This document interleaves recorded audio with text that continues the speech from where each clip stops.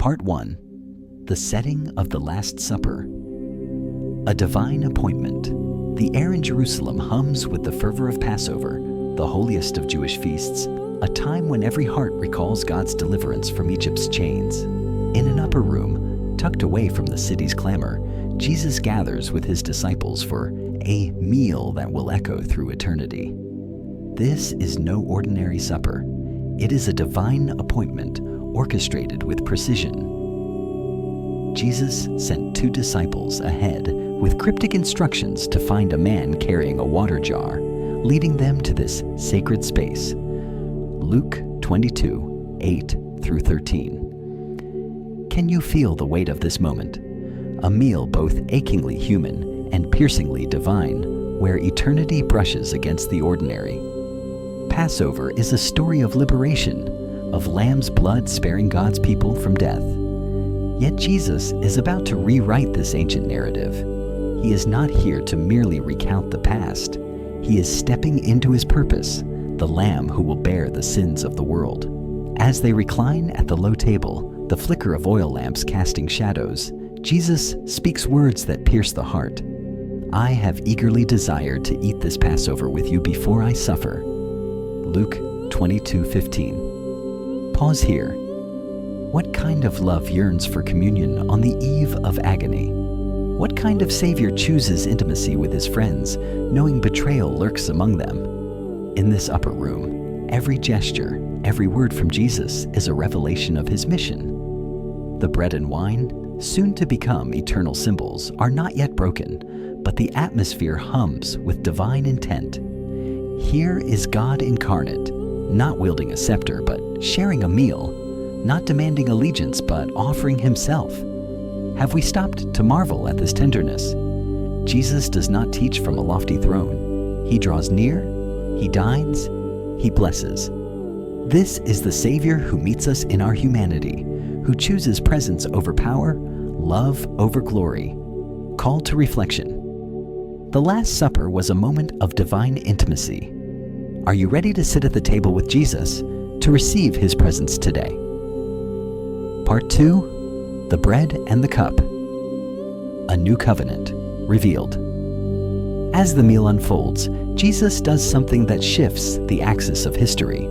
He takes a loaf of bread, lifts it in his hands, and gives thanks.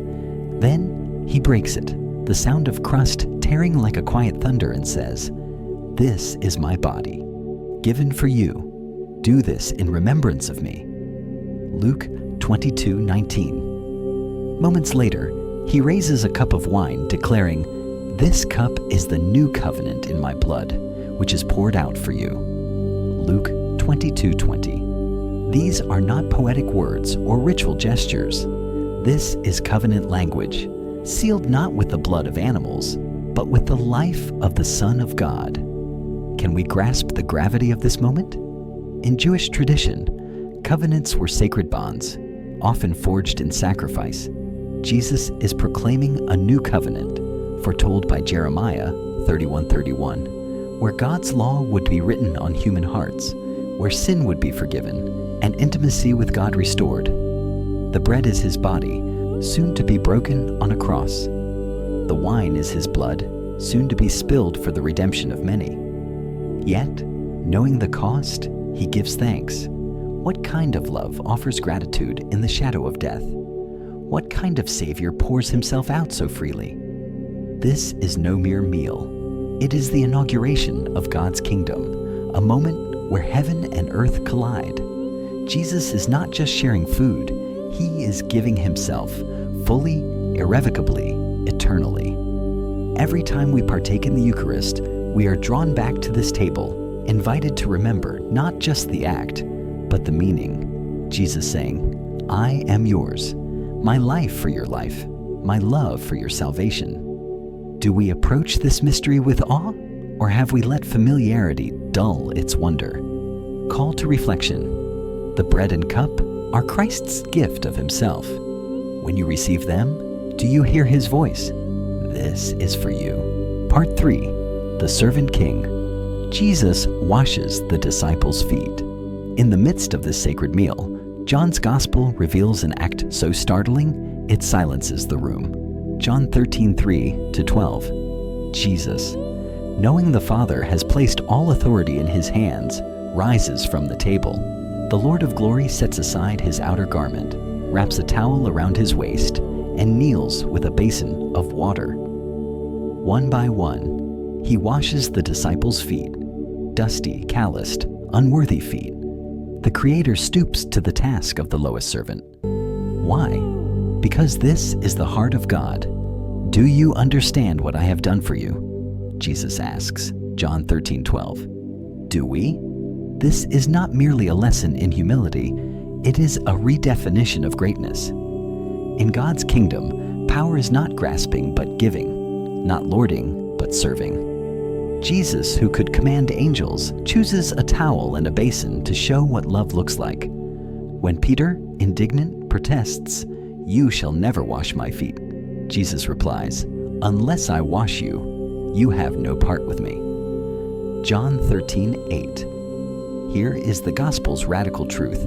We cannot belong to Jesus unless we let him serve us, cleanse us, love us.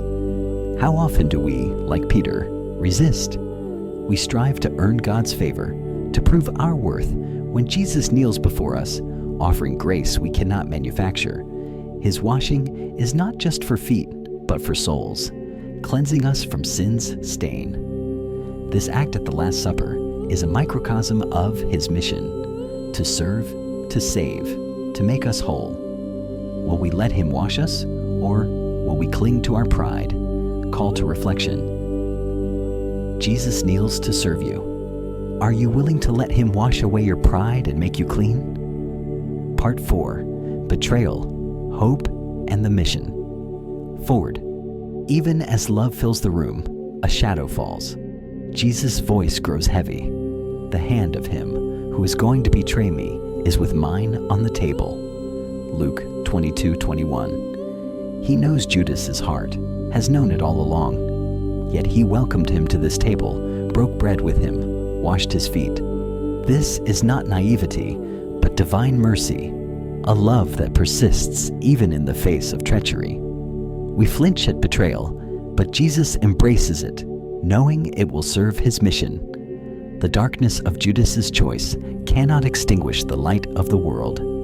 Amid this pain, Jesus speaks of hope.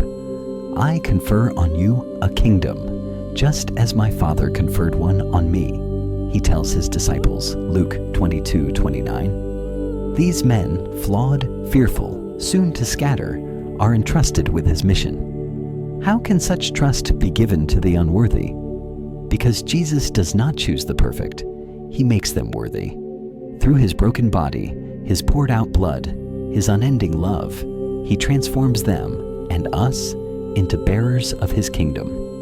The Last Supper is not a farewell as but a beginning. It is the threshold of a journey from death to resurrection, from despair to hope, from betrayal to glory. Jesus' mission does not end at the cross. It flows through his disciples, through us, to a world aching for redemption. Even now, he invites us to his table to remember his sacrifice, to receive his grace, to rise and carry his love to others. Will you come to the table? Will you let his body and blood renew you? Will you join the mission, serving as he served, loving as he loved, trusting that his kingdom will prevail? Call to reflection. The Last Supper is an invitation to receive Christ's love and carry his mission. Will you say yes to his call today?